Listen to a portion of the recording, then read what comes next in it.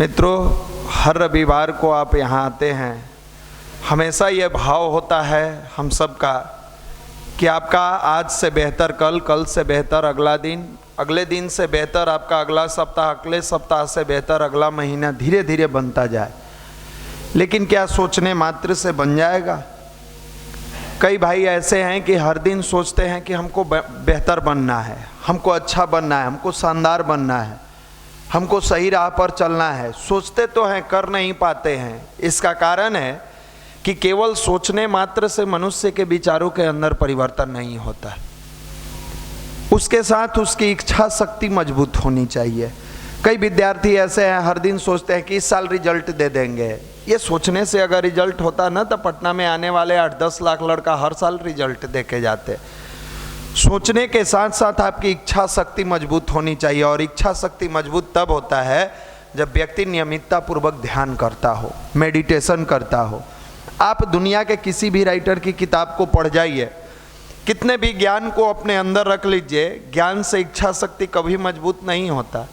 आप मानसिक रूप से मजबूत बन सकते हैं ज्ञान वाला, लेकिन मानसिक रूप से इच्छा शक्ति मजबूत होना कि हमको 8 घंटा पढ़ना है तो पढ़ना है, ऐसा नहीं है कि यहाँ बैठे हुए जितने भी भाई हैं या जो पटना में तैयारी कर रहे हैं वो मानसिक रूप से कमजोर हैं। ऐसा नहीं है कि वो मेहनत करे तो उनका रिजल्ट नहीं हो जाए। सबका रिजल्ट हो सकता है। कमी कहाँ है? सेल्फ स्टडी हो क्यों नहीं पा रही है? इच्छा शक्ति कमजोर होने के कारण। सोच तो पाते हैं लेकिन ये ठंड आ जाता है। भैया सुबह जगना तो चाह रहे थे, अलार्म भी बजा, लेकिन ठंडा है। ये बात अगर आपके देश के सेना का जवान सोचे कि ठंड है तो क्या सियाचिन ग्लेशियर में जाकर आपकी देश की रक्षा कर पाएगा? ये बात हम सब जिस किसान परिवार से आते हैं, हमारे परिवार के पिताजी सोचे, माँ सोचे कि ठंड है तो क्या इस ठंड में कोई गेहूं का खेती कर पाएगा? सोचेगा ठंड है, नहीं करेंगे। वहां क्या है? उनके अंदर दृढ़ इच्छा शक्ति है कि नहीं, चाहे गर्मी हो, जाड़ा हो, बरसात हो, कुछ भी हो, हमको अपने बच्चे को पढ़ाना है, माध्यम यही है, इसलिए हम ईमानदारी से कार्य करेंगे। आप जिस जगह रहते हैं उसके बगल में अगर दृढ़ इच्छा शक्ति देखना है तो रिक्शा चालक से सीखिए ना। हमारे तो गुरुदेव लिखे हैं कि खोजे पर गुण अपने दोष। किसी ना, हर व्यक्ति के अंदर कुछ ना कुछ गुण है, उसको आप एक्सेप्ट कीजिए, उसको लीजिए, ग्रहित कीजिए। खोजे पर गुण अपने दोष, सीमित साधन में संतोष, उसके गुण को देखिए। अर्ली इन द मॉर्निंग ठंडी रहता है या तपती हुई धूप में दोपहर का समय रहता है, गर्मी में वो रिक्शा लेके खड़ा है और जैसे ही कोई व्यक्ति आता है उसको बैठा के उसके मंजिल तक पहुंचाता है। भले ही वो गर्मी के दिनों में पसीना से लथपथ होके उसके बदन में कपड़े चिपक जाते हैं, लेकिन वो मानसिक रूप से कमजोर नहीं बन पाता है, क्योंकि उसका ये इच्छा शक्ति है कि हम मेहनत करेंगे तब हमारे परिवार को 2 रोटी मिलेगी, हम मेहनत करेंगे तब हमारे परिवार में बच्चे को भोजन मिलेगा। जाड़े के दिन में देखिए, आप जिस लॉज से निकलते हैं उस लॉज के चौराहे पर आप सुबह देखिए, वो उस समय बैठा हुआ है। आपके बगल का दुकानदार सुबह से दुकान खोल के रात तक रहता है। आप जिंदगी बनाने के लिए आए हो, आपको अपने कमरे में स्टडी टेबल पर बैठ के मेहनत करना है, भैया मन ही नहीं लगता है। भैया के पास आते हैं लोग, भैया पढ़ना चाहते हैं, पढ़ ही नहीं पाते हैं। अब पढ़ना चाहते हैं, पढ़ ही नहीं पाते हैं, तो भाई आप तो जान रहे हैं क्यों नहीं पढ़ पाते हैं। भैया आए थे युवा मंडल में, 2 सप्ताह आए, 3 सप्ताह आए, 4 सप्ताह आए, छूट गया है गायत्री मंत्र करना। सोचिए, जो अपने जीवन को संवारने के लिए 20 मिनट का समय नहीं दे सकता है, वो भी सोचता है कि हम अपने बदौलत अपने पूरे परिवार को संवारेंगे। वो भी सोचता है कि हम जिस पद पर जाएंगे वहां खूबसूरत बना देंगे। अरे मेरे मित्र, जब आप अपने लिए समय नहीं दे सकते तो आप किसी का नहीं हो सकते हो। ऐसा नहीं कि कल के डेट में वो पद मिल जाएगा तो आप उस पद के लिए बहुत करोगे, कुछ नहीं करोगे। शुरुआत अपने आप से होती है, पहले व्यक्ति निर्माण होता है। व्यक्ति निर्माण जब अपने आप को बेहतर बनाता है तब अपने परिवार के बारे में सोचता है कि हमारा परिवार भी बेहतर होना चाहिए, और तब वो परिवार का निर्माण करता है। वहीं व्यक्ति फिर अपने परिवार को सुदृढ़ बनाता है। आप अगर पढ़ाई अच्छे से नहीं करिएगा तो आपको राइट नहीं मिला है कि आप छोटे वाले भाई को कहिए कि तू मन से नहीं पढ़ता है। मान लो कि थोड़ा दिन, एक दिन कहा मन से नहीं पढ़ते हो, आपकी बातों को सुनकर वो बैठ गया हो, दूसरा दिन बैठ जाए, 2 सप्ताह बैठ जाए, तीसरे सप्ताह धीरे से वो जरूर कहेगा कि भैया पापा आपको भी पढ़ने के लिए ही भेजे हैं। उस समय आपको, आपका ईगो हर्ट होता है, तुम हमको जवाब देते हो, तुम हमको रिप्लाई करते हो, गलत क्या कहा है, गलत क्या कहा। आप उसको बार बार कहते हैं मन लगा के पढ़ो, सेम चीज अगर हम लोग यहां से बार बार कहते हैं गायत्री मंत्र जपिए, गायत्री मंत्र जपिए, तो पहले अपने जपते हैं तब आपसे कहते हैं, क्योंकि फिर उस बात का प्रभाव नहीं रह जाएगा, हम लोग बकते रह जाएंगे, आप पर कोई असर नहीं होगा। आपने कहानी सुना होगा, गांधी जी के पास एक व्यक्ति गया, एक महिला गई अपने बच्चे को लेके, और अपने बच्चे को लेके कही बहुत आपका नाम सुने थे, बड़ा जिद्दी टाइप का हो गया है, अजीब टाइप से करते रहता है। तो बोले, महात्मा गांधी जी बोले कि क्या करता है, बड़ा चीनी गुड़ खाते रहता है। कह के जाइए 1 सप्ताह बाद लेके आइएगा। 1 सप्ताह के बाद फिर महिला पहुंची, बच्चे को के पीठ पर हाथ रखते हैं, सहलाते हुए कहते हैं सुनो, गुड़ चीनी खाना है लेकिन बहुत अधिक नहीं खाना है, ठीक है ना, जाओ आज से इस बात का ध्यान रखना। अब वो जैसे ही गुड़ चीनी खाना है इस बात का ध्यान रखना कह के जाओ। महिला पूछी कि ये बात तो आप उस दिन भी कह सकते थे, उस दिन आए थे इसी के लिए 1 सप्ताह इंतजार करा, ये बात उस दिन भी कहे नहीं कह सकते थे। क्यों माता जी आप नहीं समझिएगा, तो नहीं बताइए आखिर क्यों नहीं कह सकते थे। कहे कि उस दिन तक हम भी उतना ही चीनी गुण खाते थे, अगर हम कहते तो मेरी वाणी का प्रभाव इस पर नहीं पड़ता। मनुष्य के वाणी का प्रभाव तब पड़ेगा, आप कई जगह कई बातों को कहते हैं, आगे कहते हैं भैया मेरा सुनता ही नहीं है। क्यों सुने, आपके अंदर के दुर्गुणों के कारण आपकी वाणी में कोई ओज नहीं है जिसके कारण सुनेगा। और वाणी का तो प्रभाव होता है, शब्द के भी प्रभाव होते हैं। बार बार जो आपको कहा जाता है कि गायत्री मंत्र जपिए, गायत्री मंत्र जपिए, क्यों कहा जाता है, ये शब्द का प्रभाव आपके मस्तिष्क को शार्प बनाता है, आपके अंदर के निगेटिविटी को दूर करता है, आपके अंदर पॉजिटिव थॉट लाता है। एक ऐसे ही सेमिनार चल रहा था और महात्मा सिद्ध संत थे, वो प्रवचन दे रहे थे अपना। कई ज्ञानी भाई लोग यहाँ भी आके बैठ जाते हैं, बीच में टोकते रहते हैं। उसमें वो बता रहे थे कि मंत्र जो शब्द है, उस शब्द का प्रभाव जब भाव से आप मंत्र के रूप में करते हैं तो मनुष्य के जीवन में पड़ता है। एगो साइंस के विद्यार्थी बैठा हुआ था, कहा कि खड़ा होकर कि मैं तो इस बात को नहीं मानता। जैसे ही ये बात कहा, वो महात्मा कहते हैं चुप बैठ। तुरंत देखा कि बाप रे, इतना के बीच में के बार डांट दिया, चुप बैठ, बैठो। हड़बड़ाया, बेचारा बैठ गया। बैठ गया, वो अपना फिर अपना देते रहे, लोग पूरी भाव से सुनता रहे। सुनने के बाद अब उसका दिमाग वहां काम नहीं कर रहा था। वो तो सोचा था संत है, कुछ बोलेंगे तो कुछ समझाएंगे या जवाब देंगे।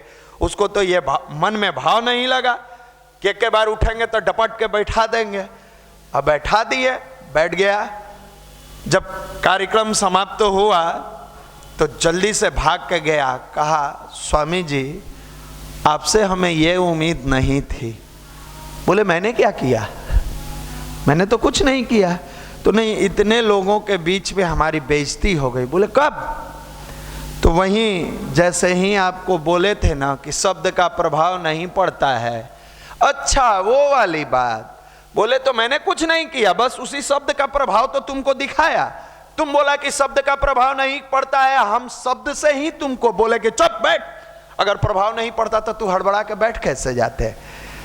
ये शब्द का प्रभाव पड़ता है, आप मानो या ना मानो। अब आपको समझ में नहीं है तो आप सोचते हो अच्छा गायत्री मंत्र ओम भूर्भुवः स्वः। कई लोगों से हम लोग जब कहते हैं, बड़े बड़े लोगों से, बड़े लोगों का मतलब गाड़ी वाला बड़ा, दिल का बड़ा है कि नहीं, ये तो ईश्वर नापते हैं। गाड़ी बड़ा है, बंगला बड़ा है, तनाव में भले बड़ा ले लेके तनाव बड़ा किए हुए है, उससे कहते हैं गायत्री मंत्र जपने से ना आपका बहुत सारा चीज बेहतर होते चला जाता है। वहीं ओम भूर्भुवः स्वः तत् हम जब घर से निकलते हैं ना तो 4 बार पढ़ लेते हैं, बहुत एहसान करते हैं। एक बार और पढ़ के एहसान कर लीजिए, 5 बार उसको पूजा दीजिए।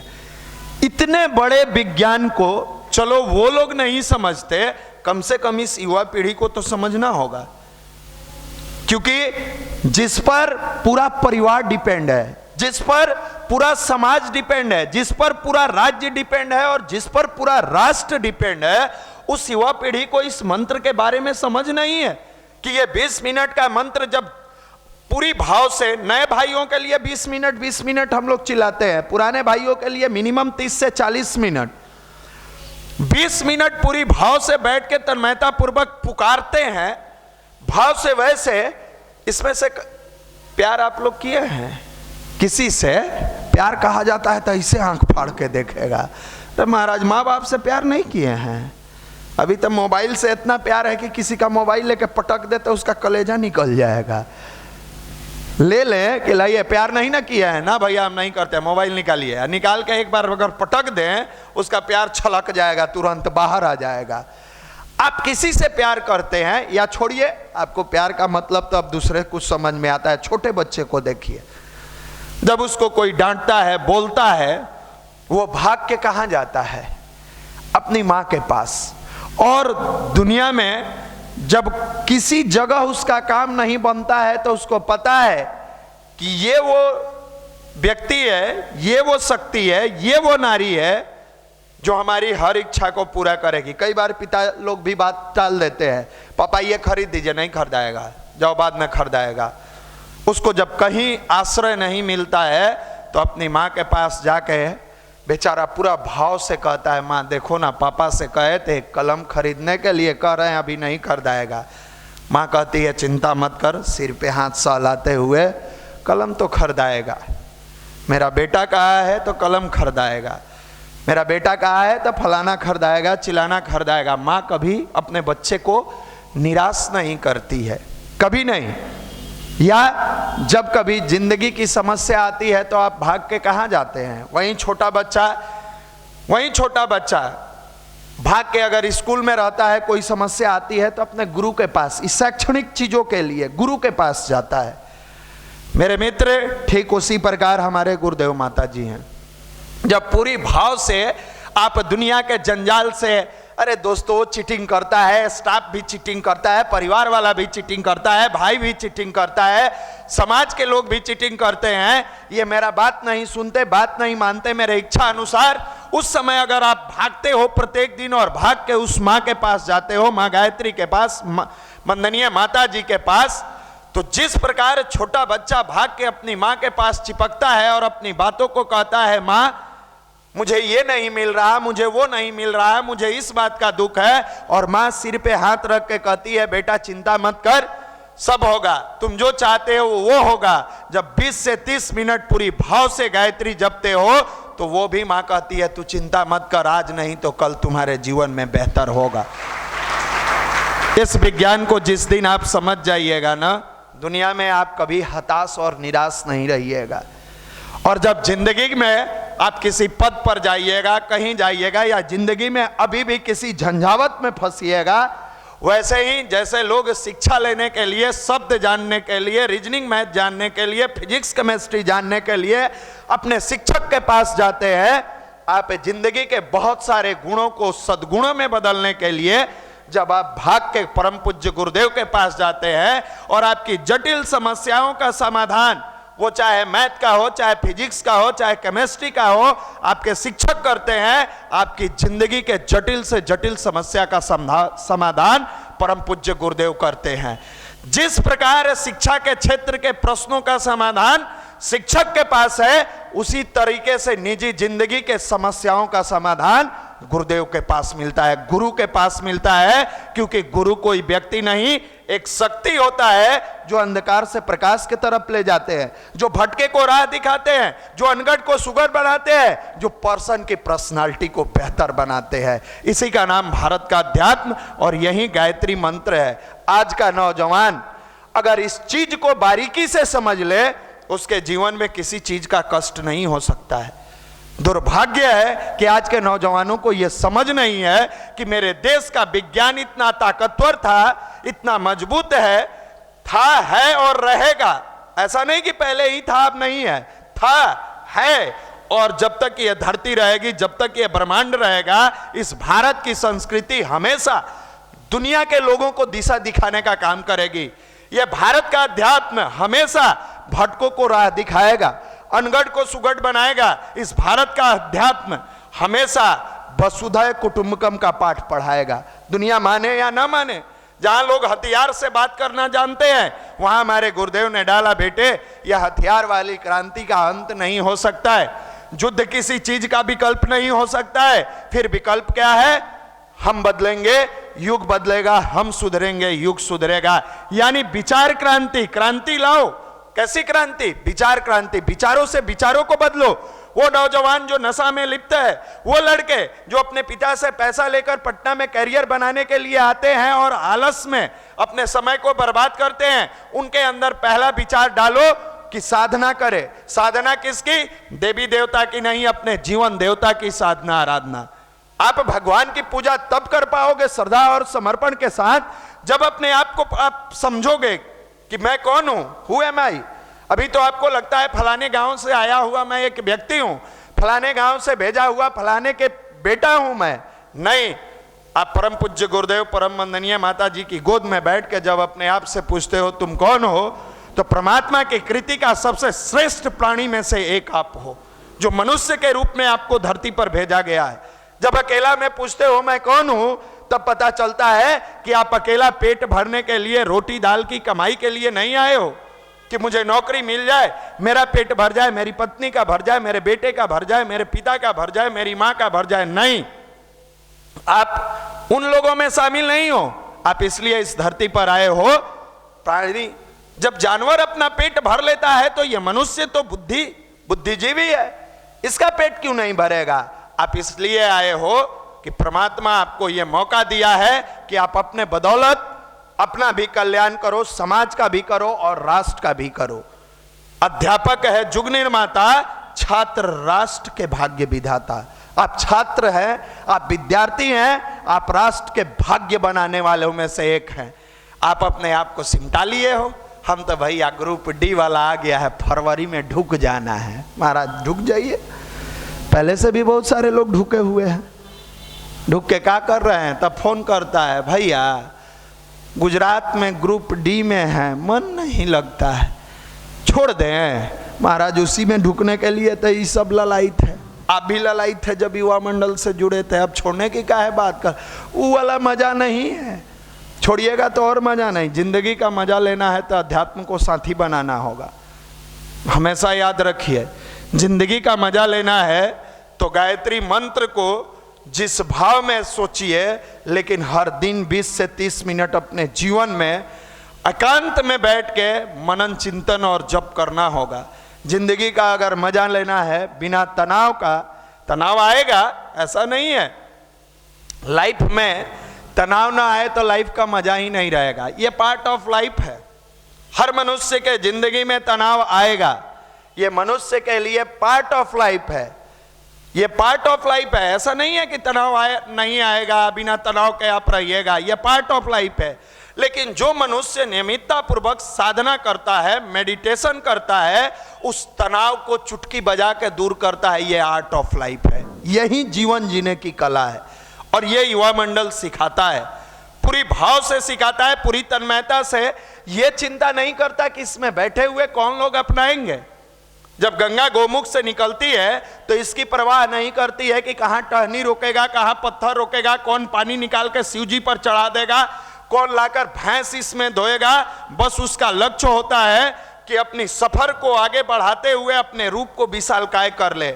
और वहीं गोमुख से निकलते हुए जब बंगाल की खाड़ी में गिरती है तो अपने रूप को विकराल कर लेती है, विशालकाय कर लेती है। यह युवा मंडल उसी भाव से विगत 27 वर्षों से अपना कार्य करता रहा। 4 युवाओं से जुड़ने वाला, शुरू होने वाला यह युवा मंडल कभी ये परवाह नहीं किया समाज के लोगों ने हमारे ऊपर क्या कटाक्ष किया, कभी ये नहीं सोचा कि लोग क्या कहते हैं, कभी ये नहीं सोचा कि कैसे चलेगा।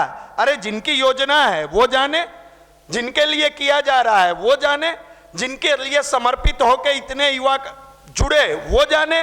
बस एक ही भाव होता है कि आज से बेहतर, यानी इस संडे से बेहतर अगले संडे को कैसे किया जाए, इस कार्यक्रम से बेहतर अगले कार्यक्रम को कैसा किया जाए। और आज इसी का प्रतिफल है कि 2.5 लाख से अधिक यूथ मेंबर इससे जुड़े हुए हैं जो रजिस्टर्ड है, और लाखों लाख लोग यूट्यूब के माध्यम से इसका लाभ उठाते हैं। मेरे मित्र, इसी का नाम भारत का अध्यात्म है, जो मनुष्य के अंदर स्थिरता पैदा करती है। वरना चंचलता मनुष्य को कभी भी चैन से नहीं रहने देती। वो चंचलता हमेशा उसको कभी मन करेगा ग्रुप डी की तैयारी कर ले, कभी एसएससी की कर ले, कभी बैंकिंग की कर ले, कभी दरोगा का वैकेंसी है। यह चंचलता है, स्थिरता नहीं है, स्थिरता नहीं है। और इसी युवा मंडल से जुड़ने वाला नौजवान आता है पटना में, पहले सोचता है मुझे पद चाहिए, और दानापुर का क्लर्क बनता है। स्थिरता थी, गायत्री का साधना करने वाला युवा था, धीरे धीरे अपने आप को अपलिफ्ट करता है, एक टाइम ऑफ पीरियड आता है, समय तय करता है, और इसी दानापुर का सीनियर डीसीएम बन जाते हैं। ये स्थिरता है। चंचलता व्यक्ति को कुछ नहीं देती, और स्थिरता मनुष्य को सब कुछ से भर देती है। और ये तब आएगा जब आप गायत्री की साधना करेंगे, ध्यान करेंगे, मेडिटेशन करेंगे। ये किताबी ज्ञान से नहीं आता। तो